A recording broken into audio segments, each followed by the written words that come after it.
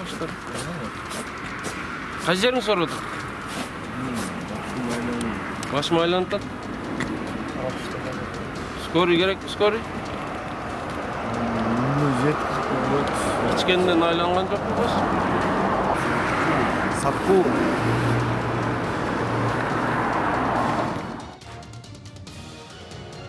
Бул адамды кызуу абалында көчөдө уктап жатканын күбөлөр байкап калып, түнкү суукка тоңуп калбасын деп милицияны чакырткан. Мобилдик батальондун кызматкерлери келген маалда ал уйкусунан ойгонгону менен өз алдынча үйүнө басып кетүүгө мастыгынан буттары шилтемге келбей калыптыр. Алло. Саламатсызбы эже? Сиз Дамирдин апасы болосузбу? Дамир биякта көчөдө мас болуп жатат. Салып кетиш керек. Иә, дышарда ким бар? Шаарда ким бар? Туугандар барбы? Мен билбейм там эмне кылып дейм дейт. Сиз жөнүнөн Жок, биз милициyaданбыз эже. Оштосуңарбы? Тартип сакчысы анын жакындарына телефон чалып, абалды аларга түшүндүрдү. Бирок алар Бишкектен алыс болушкандыктан жардам бере албастыгын айтышат.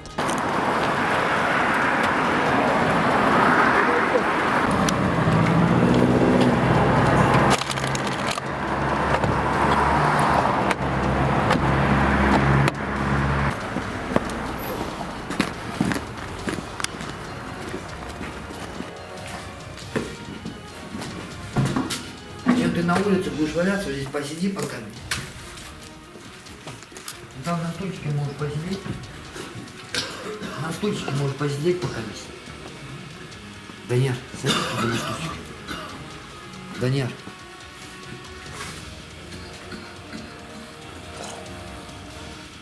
На стульчике можешь посидеть пока, до утра.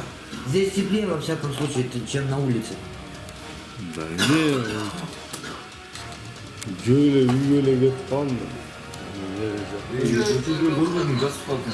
А зачем на улице, если дома кое-что сам? Зачем на улице? Калаанын түштүк тарабына жайгашкан туруктуу жашоочу жайы жок адамдардын коломто борбору да жык-жыйма көч адамдарына толгон. Алар шыптарынан тамчы аккан, дубалдары көгөргөн, асты баткак болгон бир бөлмөдө гүрс-гүрс жөтөлүп жатышыптыр. Жанатан бери мастыгынан баса албай жүргөн адам бул жайдын абалын көрүп соолуга түштүбү, Айтор мында жатпайм, андан көрө шаардын батыш тарабындагы үйүмө жөө кетип калам деп бөлмөдөн качып чыкты. Жерге жатпачы. Ертең ооруп каласың, бала, Жерге жатпачы. А, брат, что телевидение, что ли, снимает? Барбы номерлер? Чалайлы бирөөгө алып кетсин. Жана мен бербедим. Ал ошто деп атпайбы? Ош корбоптун.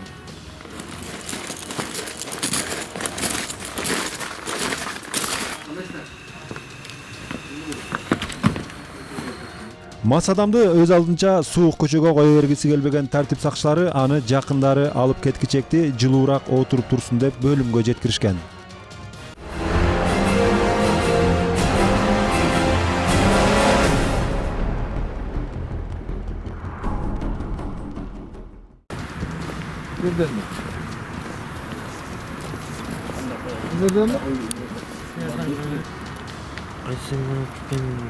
Bilmem. Кимдер отурат бул жакта? Депутаттар отырса керек. Эмне үчүн кирем дедиңиз ал жака? Жардам сурайын деп кирем. Жыгылсаң нардан жыгыл, же кыйналсаң түз эле ак үйдүн кашаасына секир. Бул жигитти Бишкек шаардык ички иштер башкы башкармалыгына караштуу 1-Май райондук милициясынын кайгылуу күзөт кызматы жогорку кеңештин имаратына кирүүгө аракет жасаган жеринен кармап алышыптыр. Ал менен Танаев Акылбек Сатарович жардам бере турган адам эч ким жок болуп, анан эмнеден ашып президент сурамай жергиликтен жардам сурайын деп Анан эмне болду ашайын деп атканыңызда? Ашайын деп атканымда бияктан милиция алып, анан бир жака кеп деп чакырды, ошол жерге барсам, эмнеден эмне кылайын деп, кирейин деп аттанын жерден ашайын десем, болбойт деп анан чакырып койду.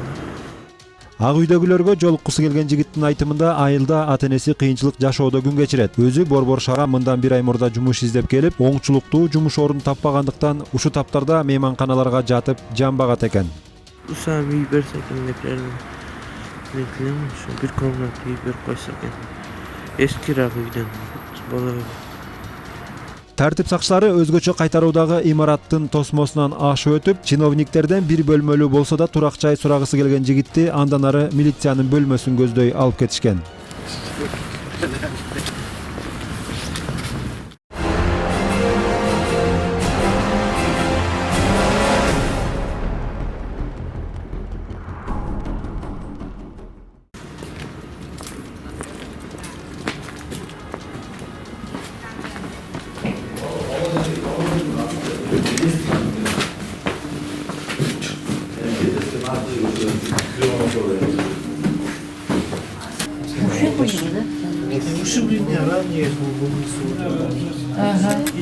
И был этот убежал, когда мы его вернул под... Пишпек тараптагы кабат үйлөрдүн тепкичинен жыгылып, жан берген адамдын өлүмү боюнча милиция кызматкерлери жана тез жардамчылар чакыртылды. Да, он нам просил школу выдавить, мы его чаем поили горячим, потом вышли это, он попил, я говорю, давай сейчас сиди, сейчас скоро будет. Только зашла, он, вижу, бах, бах, бах, бах. 20 минут дегенде жетип келдик. Ал жетип келгенче у него уже дыхание отсутствует, пульс нету, сердцебиение уже жок. Еще биологический до приезда скорой помощи, биологический смерть болуп да. Анан сразу милицияга чалдык, ошондой болгон эле. Ошол башынан алган жаракат менен каза болуп калышы мүмкүнбү, э? Башы менен кровоизлияние менен головной мозгу болуп, анан эме болот, негизи каза болуп калат, негизи. Обильный кровоизлияние болсо эле.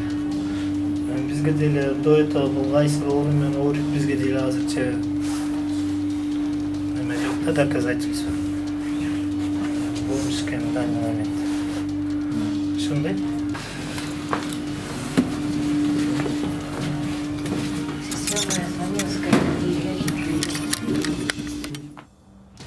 Жыгылып кыймылсыз жатып калган белгисиз адамдын өмүрүн сактап калууга келишкен дарыгерлердин аракетинен майнап чыккан эмес. Ошол кабат үйдө жашаган аялдын айтымында каза болгон жаран талма оорусу менен жабыркаган туруктуу жашоочу жайы жок тургун болгон. И здесь ночевал, да, в подъезде? Да, подъезд. Мен бул жигитти көргөнүмө 2 эле күн болгон. Түнкүсүн ушул биз жашаган үйдүн подъездине келип уктап кетчү. Мурунку күнү ысык чай менен тамак аш бердим эле.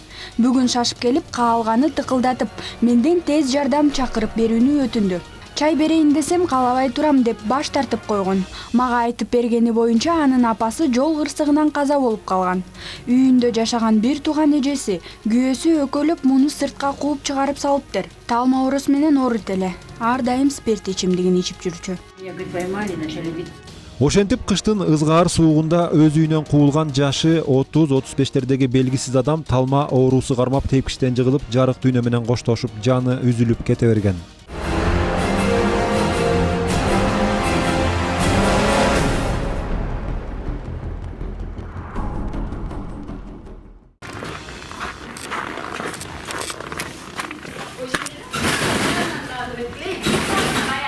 Ya. Ой, şöyle mutfağa çıkalım. Yarından gelin. Bunu aç odak diyeceğim. Açınız. Yarından ne kovalım? Ha, zaman olsun kaptırdı. Kimdir kanaydı?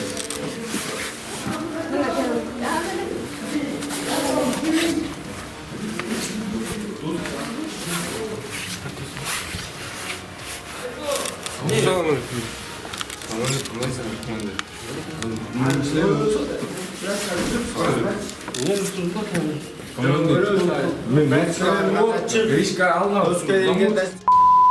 Аксияс качып, кимемнерди путать этет, ошондо аксиясын көрөбүз. Балдардың mı? Да, я не... Бишкекте конок үйдү бир түнгө ижарага алып отуруш уюштургандардын ызы чуу салгандыгы боюнча милиция чакыртылды. Топлоң салгандар 11 жыл бою бир мектепте окушкан классташ кыз жигиттер болушкан. Айтымдарында мушташтын себеби спирт ичимдигинин таасири менен козголгон, балалык кездериндеги бири-бирине карата ичкүйдүүлүк болуптур.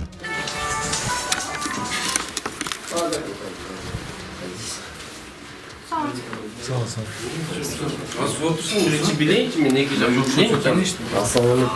Fotoğrafı bileyim.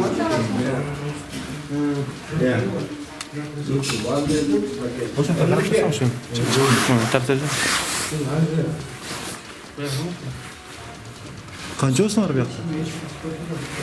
Ko'psinglar be. Bormi dokumentlaringiz bergach? Kim bu yoqda? Qayerda dokumentlar? Qanchalasinglar? Sizchi? 25 mi? Ну мы-то ештеке кылган жокпуз. Дейлер балдарыбызды чурмакчы. Çoğumuz bu yoqqa chiqinglarchi bu yoqqa.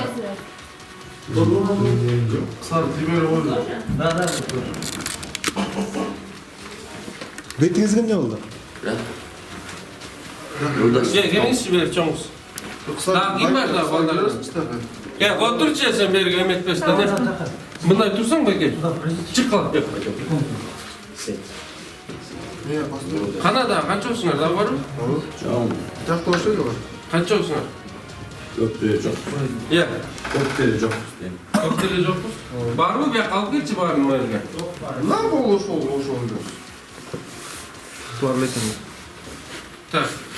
Tutturlar. 12 turlar. 1, 2, 3, 6, 1, 2, 3, 4, 5. 11 mi? 5. Ya ne oldu be ya? Я мне удачно подскользнулся саду. Bu yerden be. Да. Bir yak kimde takmetim var? Mushtoshgan jo'qsizlar hech kim? Yok, Миску. Bu yakın saat 11. 7'de geldik. 7'de. 11 yarımda geldik. 11 yarımda geldik. Korporatimiz просто. Sen şartlaştın. 11 yarımda geldik. 11 yarımda geldik bu yakın. Böyle özüm yok.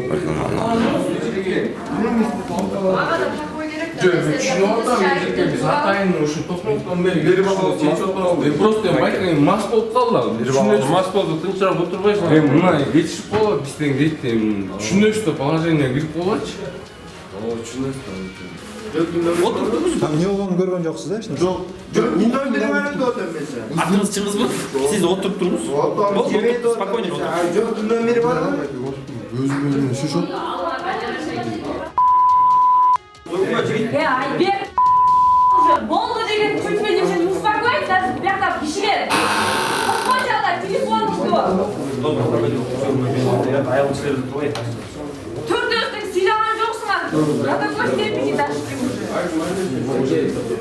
Ал эми конок үйдү ижарага берген аялдын сөзү боюнча коноктор бөлмөнүн ичинде тополоң кылып мушташып жатканда 102 аркылуу милицияны жардамга чакырган. Мушташ кырылатышты. Бири-бири менен бе? Бири эки бала. Мен от жагайда туруп чыксам кырылатышты. Келип айтсам милиция чакырайын деп чакыра бергиле дешти. Булар арендага алышкан да, акчасын баарын төлөшкөн жакшылап жагы. Ошо ызыкчы болгон үчүн эле чалдыңыз. Эч нерсеңизди бүлүнүп талкаландырып атпырбы, сындырып? Талкаланмаптыр деле просто. Булар басылбайт го деп ойлодум да. Тынчтык бербей атат болгон. Тынчтык бербейли. Мага деле тынчтык керек да, анан талкалап башташмак. Жажандан сверттан Чакыртылган милиция териштирүүдөн кийин тополоңчуларга эскертүү берүү менен гана чектелди. Себеби арыздануучу тарап болбогондуктан эч кимисин бөлүмгө алып кеткен эмес. Келсе кысартат бер.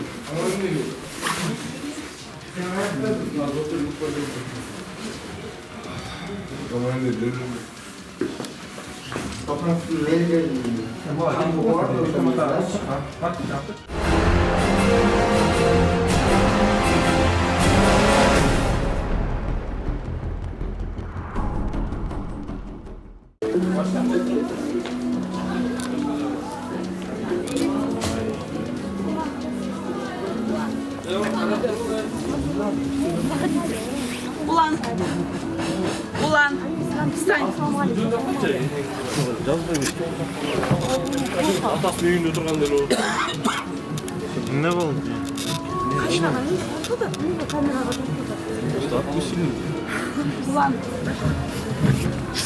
Улан.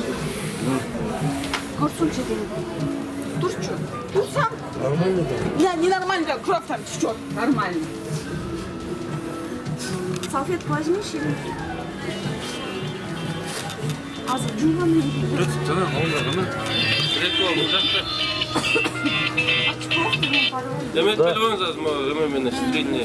Эс алуу жайындагы бийлөөчү аянтчаны талашкан кардарлар мушташып, бири экинчисинин маңдайын тиштеп алды. Бул туурасында чекеси тиштелген адамдын жубайы 102-ге кабарлап дарыгерлерди жана милицияны чакырткан. Чекемен иштеди. Что, кой бербей, булат. Вообще гечки кое бербей, могут кимдин жат. Булат заморозка болуп калды деп койбу. Булат нормально. Не холодно.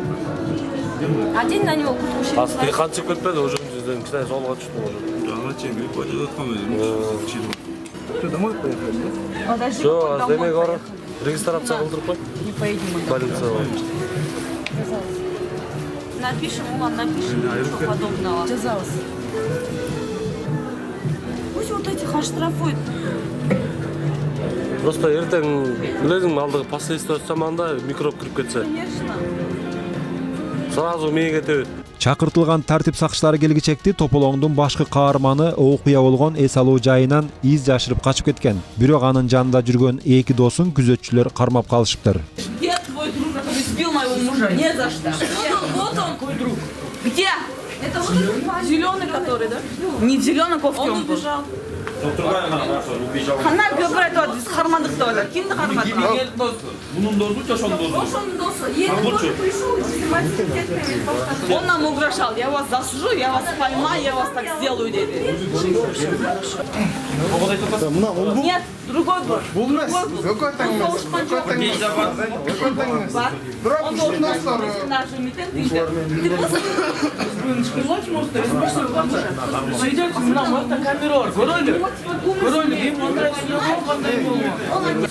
Ешке чыксаң, булар субамен ат. Могут аткан болчу, могут аткан болчу. Мен аташ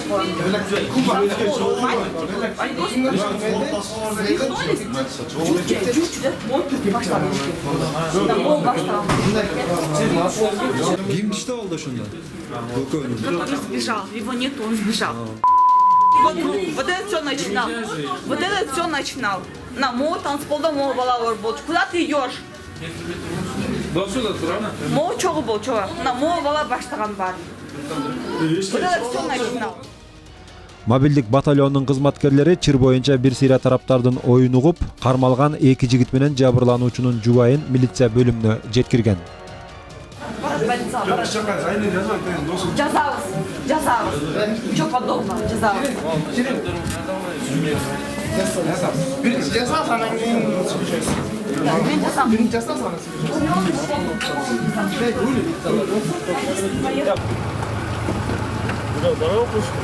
Артыңыздан айдайт. Нейре турама?